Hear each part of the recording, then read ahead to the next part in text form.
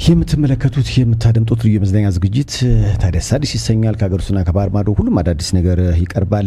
ልዩ የመዝናኛ ዝግጅቱ የሚቆየው እስከ 10 ሰዓት ነው። ኢትዮ ኤፍኤም 107.8 ላይ ያላችሁ፣ ከዛ ውጪ በሰይፉ ኦኒቤስ እና ሰይፉ ሾው ዩቲዩብ ቻናል ላይ ታገኙናላችሁ። ሰሞኑን የደቡብ አፍሪካ ያሉ ወገኖች ጋር እንደዋውላለን የተለያዩ ችግሮች ሲከሰቱ ከዛ ጋር በተገናኘ እንግዲህ የጥንቃቄ መረጃዎችም እየወጡ ነውና ታሪኩ ጋር ደውል አድርጌ ያለው የሚኖረው ጆሃንስበርግ ነው።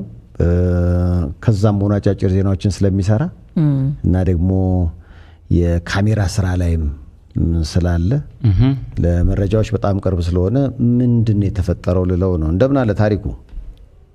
ሰላም አለክ ሴፍሻን፣ እንዴት ነው? ደህና አለክ? ሰላም አላችሁ ሁላችሁም? እንዴት አላችሁ? አለን እግዚአብሔር ይመስገን። ጆሃንስበርግ እንዴት ነች? በርካታ ኢትዮጵያኖች ያሉበት ቦታ ነው። በጣም በቃ ጆሃንስበርግ ማለት አዲስ አበባ ነው። ሁሉም ነገር ያለበት አበሻው ሁሉም ያለበት አካባቢ ነው ጆሃንስበርግ ማለት። ባለፈው በሱቆች ሲቃጠሉ የነበረው ችግር የነበረበት ቦታ ከጆሃንስበርግ ምን ያህል ይርቃል?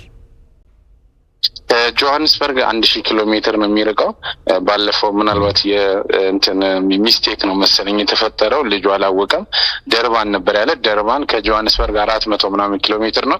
ይሄ ግን ችግር የተፈጠረበት 1000 ምናምን ኪሎ ሜትር ነው። በመኪና ስትሄድ በዚህ ሰዓት 9 ሰዓት ተነስተ ጠዋት ነው የምትደርሰው። በፕሌን ደግሞ የ45 48 1 ሰዓት መንገድ ነው በፕሌን። አሁን ኢስለንደን ይባላል። ኢስለንደን ነው የሚባለው። የኢትዮጵያውያኖች ህይወት እንዴት ነው? ምክንያቱም በተለይ በደቡብ አፍሪካ ያው ስደተኞችን ጠል የሆነ አስተሳሰብ የመጣ እንደሆነ ነበር ባለፈው የሰማነውና አሁን ያለው ስሜት ደቡብ አፍሪካ ላይ እንዴት ነው? ስደተኞችን ያው ይጠሉናል፣ ግን ያው አንዳንዴም ደግሞ በራሳችን ሚስቴክ የምናመጣው ችግሮች አሉ። አንደኛ ያው እርስ በራሳችን በዘሩ በምኑም ተከፋፍለናል። ግልጽ ነው፣ አንድ አይደለንም። አንዱ ባንዱ ላይ ብዙ ነገር ችግር አለና ያም ነገር ነው እነሱም እኛን እንዲንቁን እንዳንከበር ያደረገን አንዳንድ የነዛ ነገሮች ናቸው። እና ብዙ ችግር ነው ያለው ሴፍሻ እዚህ ሳውዝ አፍሪካ። ግን ምንድነው አሁን በእንዲህ ኢስለንደን የተፈጠረው ኢትዮጵያኖች ምንም በማይመለከታቸው ነው። መንግስት ናይጄሪያዊ ዜጋ ንጉስ አድርጎ ሰይሟል እዛ ኢስለንደን ላይ። እና እንዴት ደርባን ደግሞ ሌላ ንጉስ አለ የዙሉ እንትን ነው እሱ ንጉስ፣ ብዙ ጊዜ እሱ ነው እንትን የሚባለው። አሁን ግን እዚህ ግን ናይጄሪያዊ ነው ዜጋው፣ ዜግነቱ ናይጄሪያዊ ነው። እና እንዴት የኛ ነገ ልጆቻችንንስ እንዴት ነው የምናረገው? ምንድነው የምናስወርሳቸው ብለው ነው ይሄንን ረብሻ ያስነሱት። ግን በዚህ ሰዓት ምንም ኢትዮጵያውያኖች ምንም የሚመለከታቸው ነው። በጣም የሚገርም ሴፍሻ እያጠቁት ያሉት እንግዲህ መሄድ የነበረባቸው ናይጄሪያ፣ እዛ እንግዲህ እዛም ቦታ ላይ ናይጄሪያ አለ፣ ሌላም ዜጎች አሉ። ግን በጣም የሚገርም ያጠቁት በሙሉ ኢትዮጵያንን ነው። መኪና ያቃጠሉት የኢትዮጵያን ነው፣ የሚዘርፉት የኢትዮጵያን ንብረት ነው። ሱቆች ተዘርፈዋል፣ ተሰብረዋል። እና መኪናዎችም ባኪ የሚባሉ አሉ ስራ የሚሰራበት ያበሻው፣ እሱ ብዙ ተቃጥሏል። ወደ 12 ምናምን የሚደርስ መኪናዎች ተቃጥለዋል። ይሄን ያለው ነገር ሴፍሻ። ከዚህ ተነስተ እንደው አሁን ደቡብ አፍሪካ ላይ በጣም እየታየን ከሆነ ከዚህ ተነስተ የምትለው ነገር ካለ ለስንብት ማቀርብለት ጥያቄ ነው ታሪኩ። አሁን ምለው ምንድነው ሴፍሻ እንግዲህ ይሄን ሀገር በእኔ ምለው በቃ እግዚአብሔር አሳልፎ ለኛ ሰጥቶናል እና ብንከባበር ብንዋደድ፣ የዘረኝነቱ እዛው ብዙ ጊዜ በሚዲያ እናገራለሁ፣ የዘረኝነቱ ነገር እዛው ሀገራችን ቢበቃ። እዚህ ሰው ሀገር ላይ ነው ያለነው፣ እየሰራን ነው፣ እያገኘን ነው፣ እየተለወጥን ነው። ግን እርስ በራሳችን አንዋድ፣ በእምነቱ በምኑ ተከፋፍለናል። ስለዚህ በዚህ አጋጣሚ እኔ እውነት አንተ ይሄንን ክብረ ስለደወልክልኝ በጣም በዚህ አጋጣሚ ለኛ ለኢትዮጵያኖች ምለው ነገር ምንድነው በቃ እንዋደድ፣ አንድ እንሁን። ዘረኝነቱ ሌላ ነገሩ ይቅርብና አንድ ስትሆን ኮሚኒቲ ሲኖር ጠንካራ እዚህ ሀገር አሁን ጠንካራ ኮሚኒቲም የለንም። ኤምባሲያችንም አሁን ባለፈው ሰምቻለሁ ኤምባሲ አስረግጬ የምነግር ምንም ይረዳን ነገር የለም ሴፍሻ፣ ምንም ነገር ምንም በቃ ኤምባሲኛው ያለኑ ላይ እስከማይመስለን ድረስ ማለት ነው። ኤምባሲው ምንም እያደረገልን አይደለም። ሰው ይሞታል፣ በቃ ዝም ነው። ዛሬም ይሞታል ወይ ተባለ ይሸኛል አስክሬን፣ በቃ ይሄ ነው ያለው ሴፍሻ።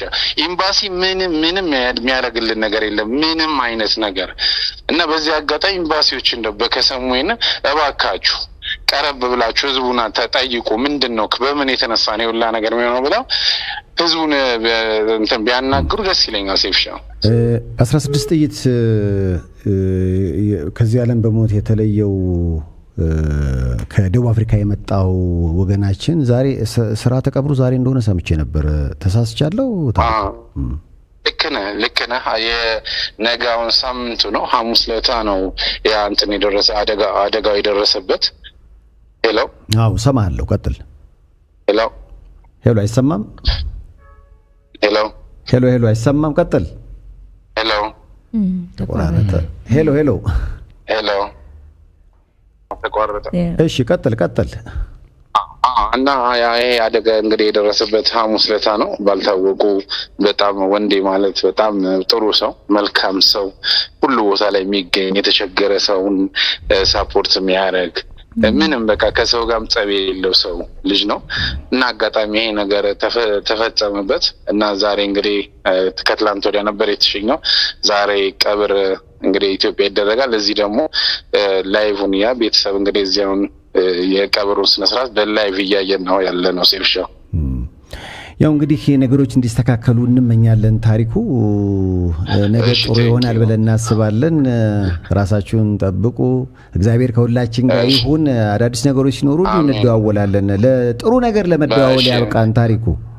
አሜን። ሴፍሻ ቴንኪዩ አባቴ አሰበ ስለደወልክ እናመሰግናለን። በኢትዮጵያን ስም ቴንኪዩ ሴፍሻ። እስኪ የምታደምጡት ታዲያስ አዲስን ነው። ሀገርሱና ከባህር ማዶ ምን አዳዲስ ነገር አለ በሚለው መሰረት የደቡብ አፍሪካ ያሉ ኢትዮጵያውያኖች ጭንቀት በጣም ጨምሯል። በጣም እዚህ ድረስ ነው አሁን እነሱ እንደገለጹት በተለያየ ጊዜም ያነሱታል።